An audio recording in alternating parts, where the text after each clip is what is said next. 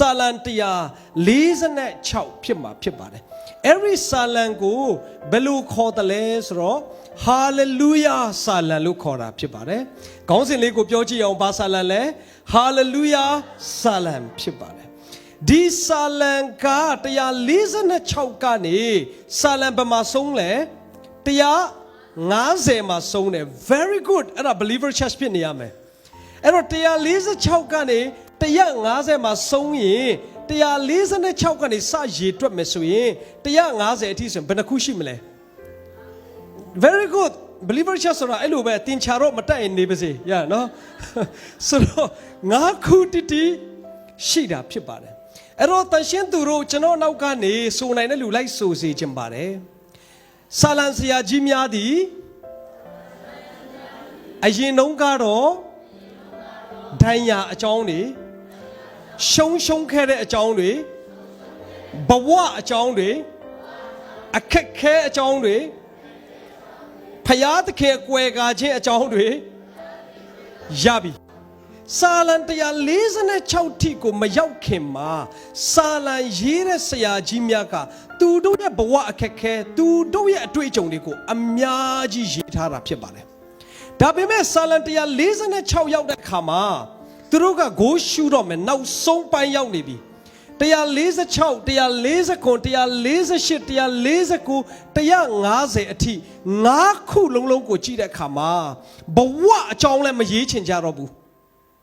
ခံစားချက်လည်းမရေးချင်ကြတော့ဘူး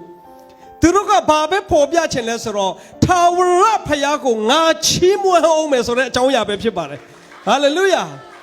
မိတ်ဆွေထာဝရဘုရားနဲ့တကယ်ကျွမ်းဝင်လာပြီဆိုရင်ကျန်တဲ့အရာတင်မလို့တော့ဘူးအလိုနဲ့လေဖခင်ရဲ့ဝိညာဉ်ကကျွန်တော်တို့ကိုချီးမွမ်းခြင်းတဲ့ကိုပို့ဆောင်နေတာဖြစ်ပါတယ်အဲ့တော့ချီးမွမ်းခြင်းကိုပို့ဆောင်တဲ့အခါမှာကျွန်တော်တို့ကချီးမွမ်းတဲ့အသက်တာရှိလာလေချုံနှောင်ခြင်းတွေကသူ့အလိုလွတ်မြောက်လာလေဖြစ်ပါတယ်ချီးမွမ်းခြင်းကိုကျွန်တော်တို့ပြုတ်လောက်လာလေ negative အတွေးတွေကအလိုနဲ့ပြုတ်ထွက်သွားတာဖြစ်ပါတယ်အဲ့တော့ရှင်းနေတာကဘာလဲဆိုတော့စာတန်ကတင်ချီးမွမ်းမှာကိုတိတ်ကြောက်တယ်စာတန်ကတင်ချီးမွမ်းနေမဲ့အသက်တာကို तू ဟန့်တားခြင်းတာဖြစ်ပါတယ်ဒါပေမဲ့တင့်အထဲမှာရှိသောဝိညာဉ်ကိုထာဝရဘုရားရဲ့ဝိညာဉ်ကဘာပြောလဲဆိုတော့ no တင်ငါ့ကိုချီးမွမ်းပါတင်ငါ့ကိုချီးမွမ်းတဲ့အခါမှာထာဝရဘုရားအတွက်ပဲမဟုတ်ဘူးတင့်အတွက်ဝမ်းမြောက်ခြင်းတွေလွတ်မြောက်ခြင်းတွေကျမ်းမာခြင်းတွေဟာလေလုယာအပေါင်းလက္ခဏာဆောင်ခြင်းတွေမြောက်များစွာထာဝရဘုရားပြုပေးနိုင်တာပဲဖြစ်ပါတယ်ဒီကနေ့စာလံ146မှာလည်းဒီအတိုင်းပဲကျွန်တော်တို့ဘာတွေ့ရလဲဆိုတော့ချီးမွမ်းခြင်းတွေကြီးကိုပဲသူပြောတော့မှာဖြစ်ပါတယ်ပထမဦးဆုံးသူဘာပြောတယ်လဲဆိုတော့ next slide ကိုကြည့်အောင်ပါဒီတစ်ခွက်ဖတ်ကြည့်အောင်ပါအခန်းငယ်1ကိုအိုငါဝိညာဉ်ထာဝရဘုရားကိုချီးမွမ်းလော့အဲ့ဒီနေရာမှာထာဝရဘုရားကိုချီးမွမ်းလို့ဆိုတဲ့အရာက praise the Lord oh my soul အင်္ဂလိပ်လို praise the Lord Hebrew လိုဆိုရင်ပါလေ hallelujah ကျွန်တော်စာလံကျမ်းမှာ hallelujah ဆိုတာကို24ချိန်တိတိတွေ့ရတာဖြစ်ပါတယ်အဲ့တော့လူတွေကဘာပြောလဲဆိုတော့ထာဝရဘုရားကိုချီးမွမ်းလို့ပြောရင်တော်ပြီ hallelujah လို့ပြောစရာမလိုဘူးလို့ပြောတဲ့လူရှိကောင်းရှိနိုင်ပါတယ်ဒီကနေ့ကျမ်းစာမှာ hallelujah ဆိုတာကျွန်တော်တို့ကိုမြောက်များစွာဖော်ပြပေးထားတာဖြစ်ပါတယ်ဒီညမှာစာလံဆရာကဘာပြောလဲဆိုတော့ထာဝရဘုရားမှာ तू တိတ်ပျော်မွေ့တဲ့အခါမှာသူရဲ့နှုတ်ဆက်ပါးစပ်ကချက်ချင်းပါထွက်သွားတယ်လဲဆိုတော့ hallelujah ယာဆိုတာက Yahweh hallelujah ချီးမွမ်းခြင်း praiseဒါကြောင့်မလို့ तू ကဘာပြောလဲဆိုတော့အိုငါဝိညာဉ်ထာဝရဘုရားကိုချီးမွမ်းလို့ဒီကနေ့တင့်ဝိညာဉ်ကိုတင်အဲ့လိုပြောဘူးတဲ့လူဘယ်နှယောက်များရှိမလဲဒီထဲမှာ yes